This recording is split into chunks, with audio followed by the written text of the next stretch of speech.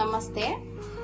Tomato ಹುಣಸೆಹಣ್ಣು ಹಾಕಿ ಹುಳಿ ಚಟ್ನಿ ಮಾಡೋದು ಹೆಂಗೆ ಅಂತ ತೋರಿಸ್ತೀನಿ ಬನ್ನಿ.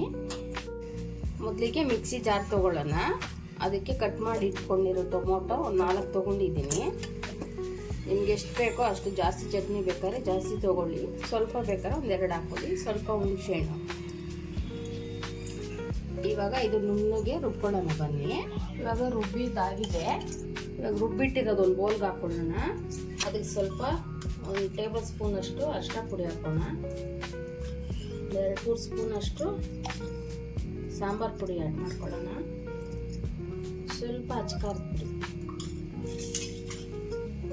ಚೆನ್ನಾಗಿ ಮಿಕ್ಸ್ ಮಾಡಬೇಕು. ಚೆನ್ನಾಗಿ ಸ್ವಲ್ಪ ಮಿಕ್ಸ್ ಮಾಡ್ಕೊಳ್ಳಿ. 2 ಟೇಬಲ್ ಸ್ಪೂನ್ ಅಷ್ಟು ಎಣ್ಣೆ ಹಾಕೊಳ್ಳೋಣ. ಈ ಎಣ್ಣೆ ಬಿಸಿಯಾಗಿದೆ. ಸ್ವಲ್ಪ ಸಾಸಿವೆ ಹಾಕೋಣ. ಒಂದು ಬೆಳ್ಳುಳ್ಳಿ ತೆಗೆದಿಟ್ಕೊಂಡಿದ್ದೀನಿ, ಅದನ್ನು ಹಾಕೊಳ್ಳೋಣ. 2 ಬ್ಯಾಡ್ಗೆ ಮೆಣಸಿನ್ಕಾಯಿ ಹಾಕೊಳ್ಳೋಣ. ಅದನ್ನು ಸ್ವಲ್ಪ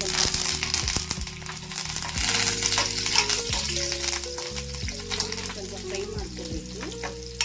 ಈಗ ಒಗ್ಗರಣೆ ಹಾಕಾಗಿದೆ. ಇವಾಗ ಮಿಕ್ಸ್ ಮಾಡ್ಕೊಂಡಿರೋದು ಇದಕ್ಕೆ ಹಾಕೋಣ.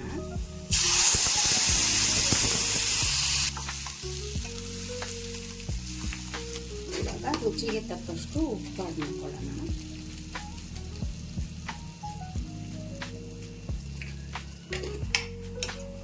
ಒಂದು 10-15 ನಿಮಿಷ ಇದು ಫ್ರೈ ಆಗಕ್ಕೆ ಬಿಡೋಣ.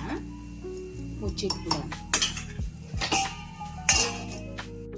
ಇವಾಗ ಆಗಿದೆ, ಬನ್ನಿ ನೋಡೋಣ. ಇವಾಗ ಒಂದು ಬೌಲ್ಗೆ ಸರ್ವ್ ಮಾಡ್ಕೊಳ್ಳೋಣ.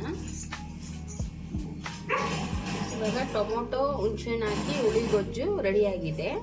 ಅನ್ನಕ್ಕೆ, ಚಪಾತಿಗೆ ಎಲ್ಲ ತುಂಬ ಚೆನ್ನಾಗಿರುತ್ತೆ. ನೀವು ಒಂದ್ಸಲ ಟ್ರೈ ಮಾಡಿ.